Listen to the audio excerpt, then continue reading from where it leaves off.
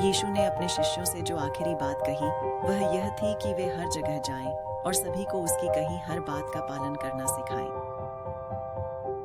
शायद जब हम इस बात पर पुनर्विचार करेंगे कि महान आदेश को कैसे पूरा किया जाए, हमें उस जगह वापस जाना चाहिए जहां से यह सब शुरू हुआ था। यीशु के प्रारंभिक अनुयायियों ने सरल आज्ञाकारिता और स्वाभाविक नेटवर्किंग के माध्यम से दुनिया को उलट-पुलट कर दिया। लेकिन 11 साधारण और अपरिष्कृत यहूदी पुरुषों और उनके परिवारों ने कैसे दुनिया की सभी अलग-अलग संस्कृतियों और भाषाओं में शिष्य बनाना? उनके पास पैसे नहीं थे, शक्ति नहीं है, कोई संगठन नहीं और कोई औपचारिक नेता नहीं। और इससे भी बदतर बात यह थी कि वे अपने ही समाज और धर्म में बहिष्कृत थे। ऐसा प्रतीत होता था कि शिष्यों के पास कुछ भी नहीं था, और फिर भी उन्होंने सब कुछ बदल दिया। यीशु के साथ उनका जीवन बदल देने वाला अनुभव था।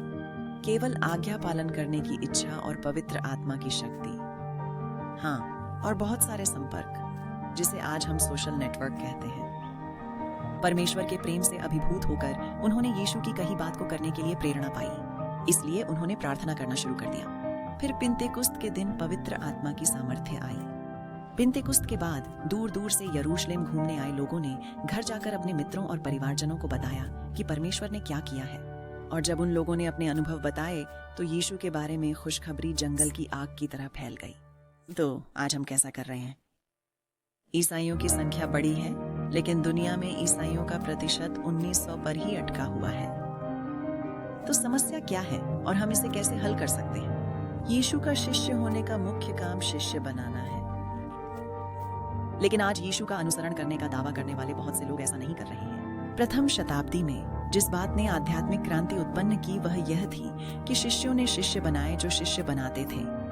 दर्जनों सैकड़ों में बदल गए, सैकड़ों हजारों में बदल गए, और बहुत जल्द हजारों की संख्या बढ़कर लाखों में हो गई। ये एक आंदोलन था, शिष्य और अधिक शिष्य बनाते हैं।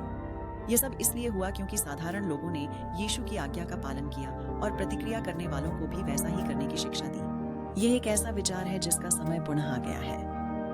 शिष्य बनाने का आंदोलन मित्रों और परिवार के नेटवर्क के माध्यम से स्वाभाविक रूप से बढ़ता है। हर व्यक्ति का प्रभाव क्षेत्र अलग होता है। कोई भी दो व्यक्ति बिल्कुल एक जैसे नहीं होते, लेकिन हर व्यक्ति का प्रभाव क्षेत्र कई अन्य लोगों के प्रभाव क्षेत्र से जुड़ा होता है। प्रतिच्छेद बिंदु वे स्थान हैं जहां से आंदोलन शुरू होता है। चाहे कोई भी देश, भाषा या संस्कृति हो, लोग हमेशा वही बातें उन लोगों के साथ साझा करते हैं जो उनके लिए महत्वपूर्ण है। तो फिर आप शिष्य बनाने का आंदोलन कैसे शुरू करेंगे? ये वास्तव में बहुत सरल है। यह प्रक्रिया बाइबल को पढ़ने और उसमें परमेश्वर को खोजने से शुरू होती है। यह ऐसे काम करता है जैसे परमेश्वर किसी समुदाय में एक नेता को प्रकट करता है। एक आंदोलन उत्प्रेरक उसे अपने मित्रों और परिवार के बीच आध्यात्मिक रूप से रुचि रखने वाले लोगों का एक समूह बनाने के लिए प्रशिक्षित करता है। यह समूह बाइबल में वर्णित परमेश्वर के साथ सीधे संपर्क की प्रक्रिया शुरू करता है। प्रारूप सरल है। इस अनुच्छेद में क्या कहा गया है? इसका मतलब क्या है? मैं इसके जवाब में क्या करूंगा? और अंत में मैं किसे बताऊं ताकि दूसरा समूह शुरू हो सके?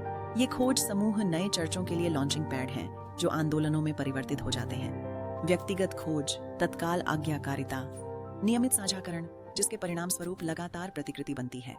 नए वर्ष के मार्च माह से पीढ़ियों ने DMM प्रक्रिया के माध्यम से भगवान के विशाल और विविध परिवार में शामिल होने वाले 2 मिलियन से अधिक लोगों का दस्तावेजीकरण किया है। हमारा मानना है कि यह तो बस शुरुआत है जो परमेश्वर शिष्य बनाने के आंदोलन की शक्ति को उन्मुक्त करके करना चाहता है।